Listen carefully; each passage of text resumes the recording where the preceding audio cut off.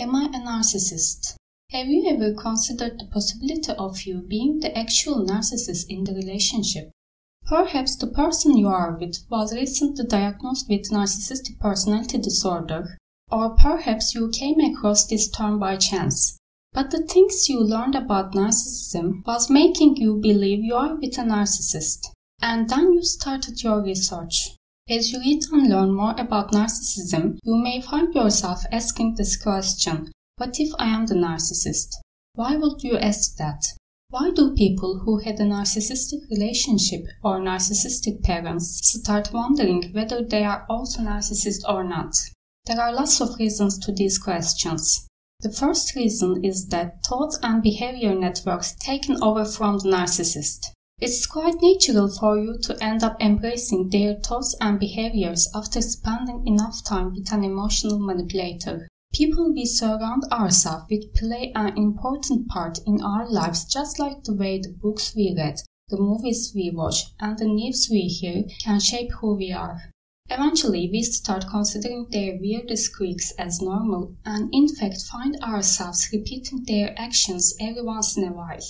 Jim Rohn has supported this notion by saying you are the average of the 5 people spent the most time with. Especially if the narcissist we spent the most time with was a parent rather than a romantic partner or friend, it will be much easier to inherit their narcissistic thoughts and behaviors. Because family is where we acquire our first information from regarding life, and we tend to consider the thoughts and behaviors of our parents, no matter how unhealthy they may be, normal and right, so this belief can cause us to act accordingly. The second reason is the common features with the narcissist. Although people who have been with a narcissist for a long period of time can start thinking and acting just like a narcissist towards the end of their relationship, they can realize that they had done those things even before the relationship started. For instance, the chances of narcissists and codependents ending up together are quite high. If you have seen my video titled "What is Codependency?" or if you already have some information about codependency, you probably already know that codependents tend to be as controlling as narcissists, as well as desperate for attention and affirmation due to their low self-confidence. Or if we consider the relationship of a borderline and a narcissist, people with borderline personality disorder can be just as manipulative and end up harming those around them emotionally and psychologically.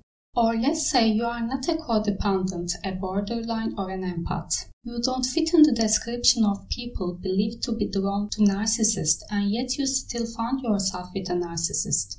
While trying to understand the reason why you choose to be with them, you realize how impressed you were with your partner's appearance, clothes, and occupation when you first met them.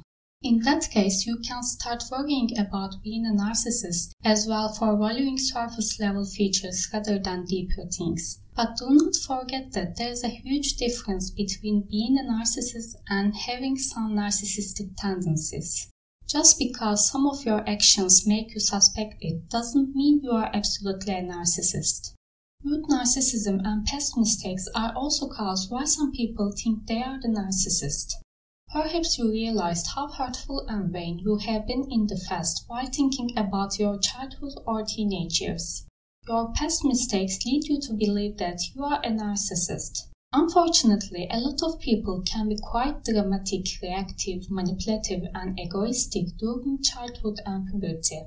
They tend to blame others or the world and the system they are a part of, instead of owning up to their own mistakes.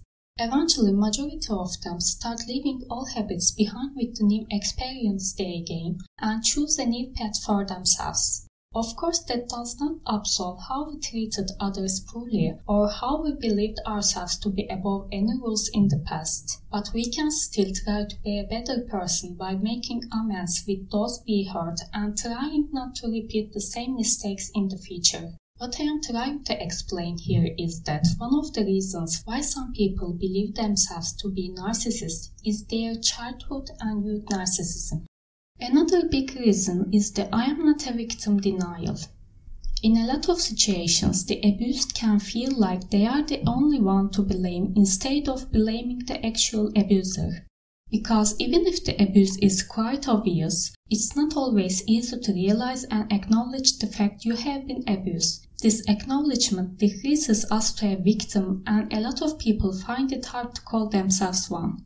Instead of becoming a victim, they tend to believe they are the actual abuser, narcissist, or to share the guilt with the abuser. Otherwise, they feel weak and as if their life is controlled by the abuser, which is very hard to take. Especially those with considerably successful socioeconomic lives and good educations tend to do this when they realize that they are in an abusive relationship. They start asking questions like, how could this happen to me? Just like the fact it is wrong to put the entire responsibility on the other party's shoulders and pretend like they are the only person who has been hurt, it's also wrong to think that the abuse is the one to blame in a relationship that's abusive in any way. Therefore, no matter how difficult it is, if you ever realize and acknowledge that you are in an abusive relationship instead of denying it, you'll be making it much easier for yourself to get out of this situation. Being able to see things clearly is the first step to end a narcissistic relationship in order to heal yourself. Also, the narcissist can convince you that you are the problem. Narcissists are extremely bad at owning up to their mistakes. In their eyes, the fault is always someone else's, never their own. If they ever make a mistake or do something bad, it is because the person in front of them. That person must have done something to deserve it. For example, if the narcissist cheats on you and you confront them about it, you may find yourself apologizing at the end of the conversation. A narcissist that uses the psychological manipulation tactic called projecting can blame you for their own mistakes and make you feel like you are the actual problem in the relationship. Reactiveness caused by the narcissist not respecting your boundaries is also a cause why you think you are the narcissist. Narcissists and other manipulators don't respect other people's boundaries and keep violating them repeatedly and gradually. This violation, when spread over a long period of time, can be nearly impossible to detect. But at some point, all that violation of personal boundaries, continuous manipulations, injustice, abuse and neglect cause one to burst and overreact to a certain situation. In that case, the narcissist never focuses on what they might have done to cause such reaction. They only criticize the reaction itself. What have they done to deserve such a harsh reaction? You are always like this anyway. This reaction of yours is enough proof, but they are right. Therefore, they use projection to imply that you are the actual narcissist or the actual problem here, even though it's quite natural to react to unfairness. But whether your reaction is positive or negative, the result won't change much if you are dealing with a real narcissist. Both options serve them well. Other reason is toxic shame and guilt. If you are someone who deep down suffers from toxic shame and guilt, someone who tends to blame themselves whenever things go downhill, someone who believes there is something wrong with them, you are very likely to feel like you were the actual narcissist in the relationship all along.